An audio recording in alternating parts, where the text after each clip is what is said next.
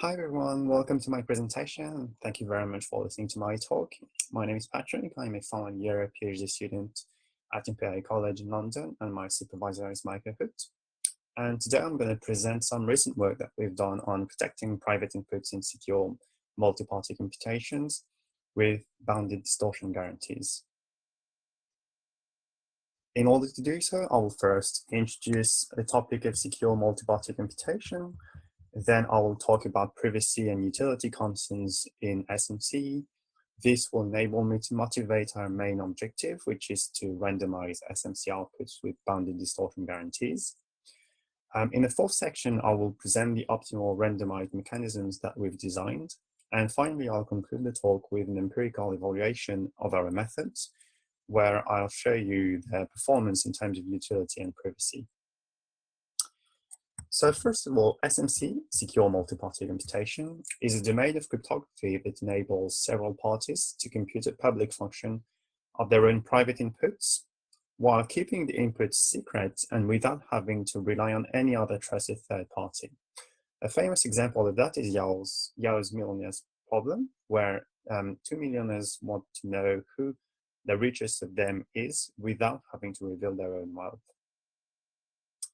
So applications of secure multi-party computation include e-voting, auctions, and private data mining. And since the 80s, protocols have been designed in order to achieve SMC. These protocols fall into two main categories. The first one is based on Yao's global circuits, and the second one encompasses protocols which are based on secret sharing schemes. So the one thing that I'd like to point out is that the security that those protocols guarantee says that nothing leaks during the protocol about the private inputs, apart from the public output. But this notion of security raised a few concerns for us, and that was the starting point of our research. Indeed, in SMC, the public output, as a function of the private inputs, inevitably leaks some information about the private inputs. Although this information flow is commonly referred to as the acceptable information flow in the literature on SMC, we were interested in trying to quantify and to limit this information flow by randomizing the public output. In order to do so, we needed to formalize two specific notions: a notion of privacy, in order to quantify the information that flows about one input, and a notion of utility, in order to assess how good of an approximation a randomization is.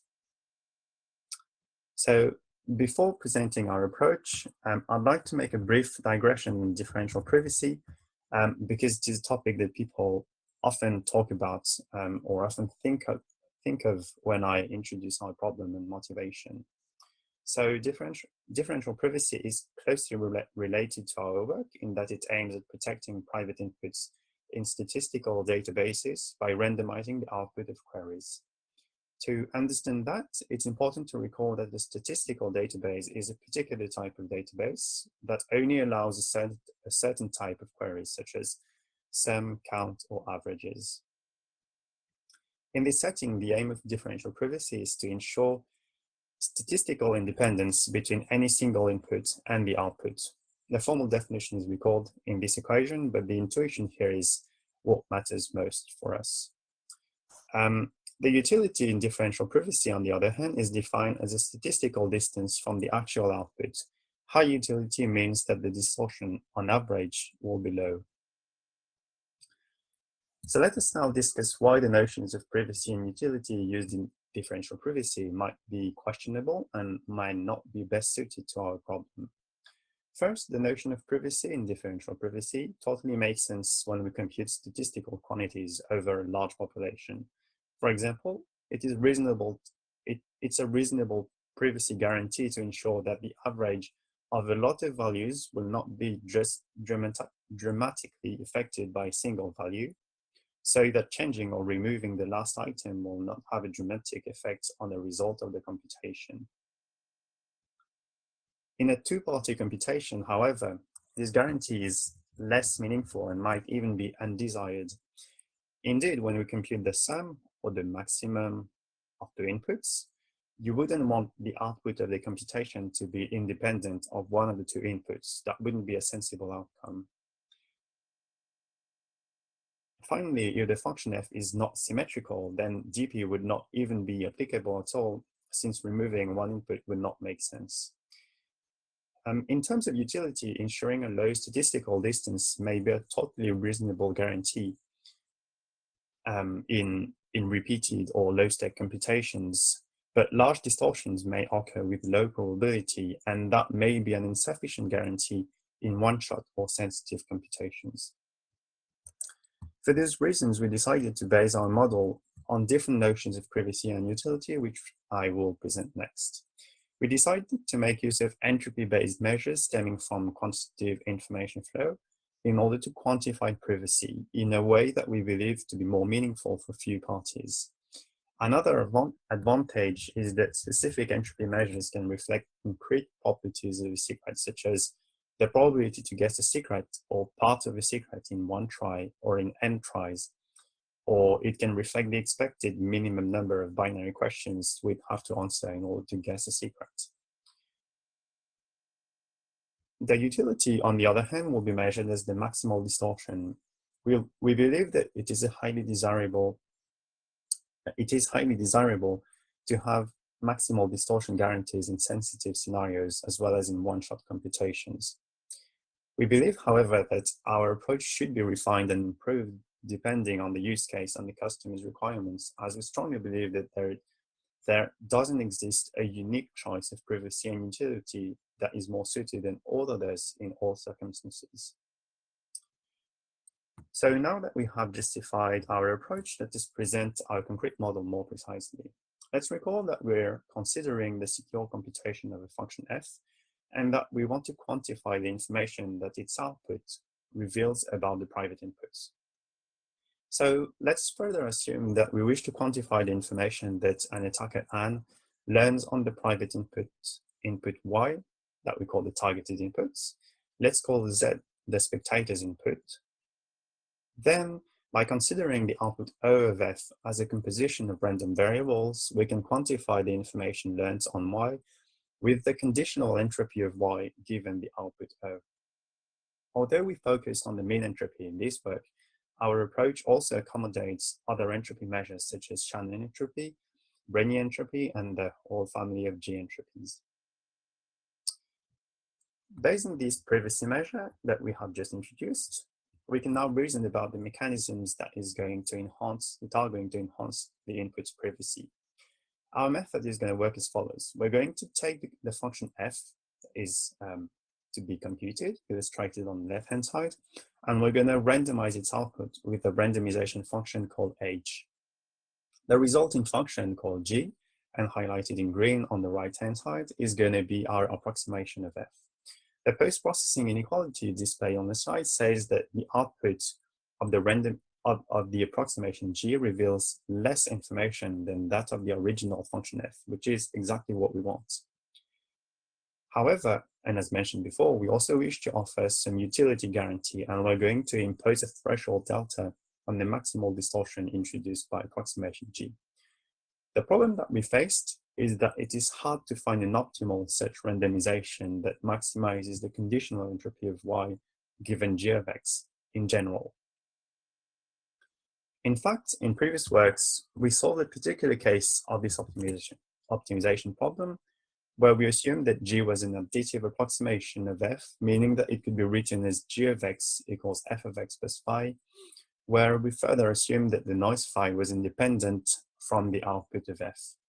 The Laplace mechanism in differential privacy, for example, obeys this equation. The orange curve in the graph below shows the privacy gains that we managed to achieve in this particular example with the optimal additive approximation of f with independent noise phi. And the green curve shows the results of the methods that I'm going to present in the remainder of this talk. In order to achieve those results highlighted in green, we relaxed the assumption that the noise phi was independent of the output of f. So when relaxing this independence assumption, we end up again with the difficult problem of maximizing h of y given g of x. What we decided to do is to solve this optimization problem for a particular class of sparse functions f, which we define next. and to then experimentally evaluate these solutions on general functions. So we introduced the definition of a sparse function as follows. A function is delta sparse if given targeted input y, evaluating f on two different spectators inputs z and z prime yields some outputs separated by a distance of more than delta. For example, a function f is zero sparse if for all input y, the partially evaluated function f of y dot is injective. Well, based on that theoretical definition, we can find approximations G that optimally randomize sparse functions F. So we managed to solve simpler problem. Moreover, although the notion of sparse functions is mainly of theoretical interest, we show that these solutions G also produce high entropy gains on general functions F. So let's first discuss the case where we have uniform prior beliefs on the inputs. If we assume G to be a delta approximation of F and F to be two delta sparse, which we recall the definition above, then we show that the entropy to be maximized can be expressed as a function of the cardinality of the inputs and the output domains. The aim is thus to find an output randomization function H, which minimizes the number of different outputs. In order to do so, we designed a simple greedy algorithm which browses the output from left to right and gathers as many outputs as possible into a single output O prime while respecting the maximal distortion bound delta. In particular, the algorithm can merge a maximum of 2 delta plus 1 outputs into a single output O prime in order to verify this maximal distortion constraint.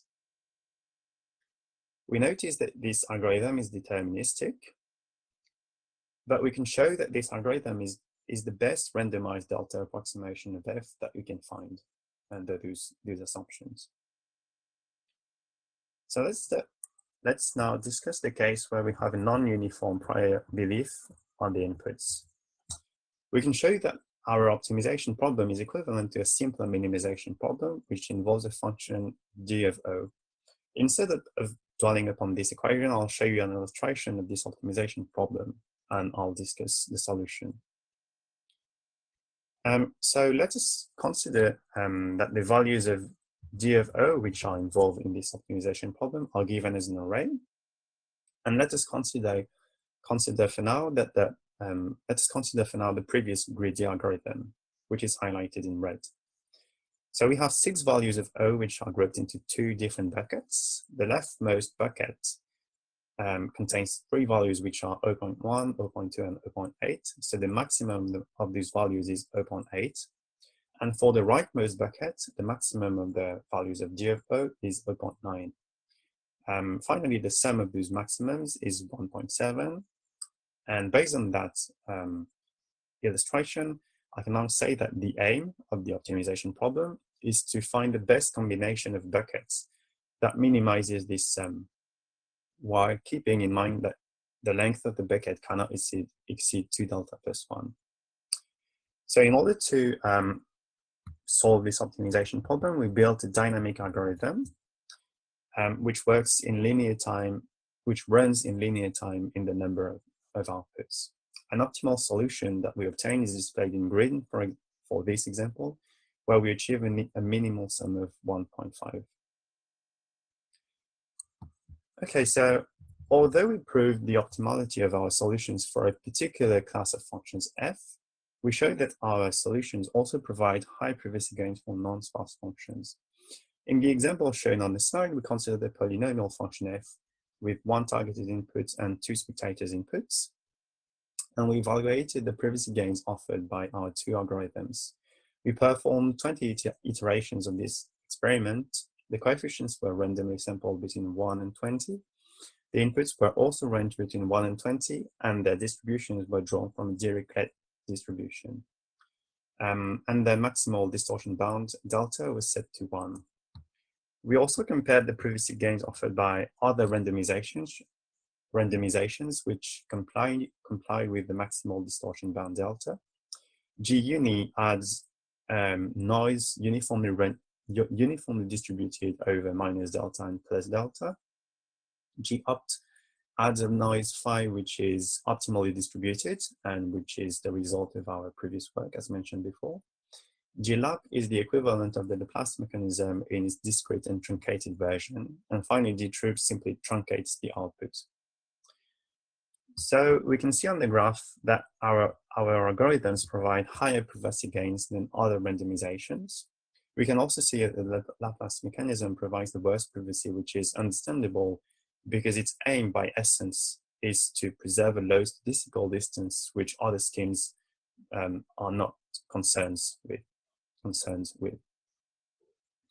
We also evaluated our mechanisms on other non-polynomial functions and different entropy measures. So as I've just said, the Laplace mechanism is designed to ensure a high expected gain, which is another kind of entropy of utility measure. So it is fair to evaluate our mechanisms with this utility measure to see how they compare. As expected, and as our algorithms only care about the maximal distortion bound, they perform quite poorly in terms of expected gain. On the contrary, and as expected, the Laplace mechanism produces a higher expected gain. So we can see that there is a trade-off between utility and privacy, and that selecting an appropriate randomizing mechanism really depends on the customer's requirements. To conclude, we showed that protecting private inputs required appropriate notions of privacy and utility. We suggested one such choice that enables us to reason about privacy in secure multi-party computation with few parties. Under that model, we designed optimal randomizing mechanisms for sparse functions, and we showed that those mechanisms show good performance on general functions and under general entropy measures. Finally, we'd be interested in the future to study optimal randomizing mechanisms for more general functions. It would also be of interest to study if we can design some bespoke methods tailored to some specific applications. Well, thank you very much for listening to my talk. I'd be very happy to answer your questions or to engage in further discussions should you have further requests. And thank you very much again, and I hope that you enjoyed the talk.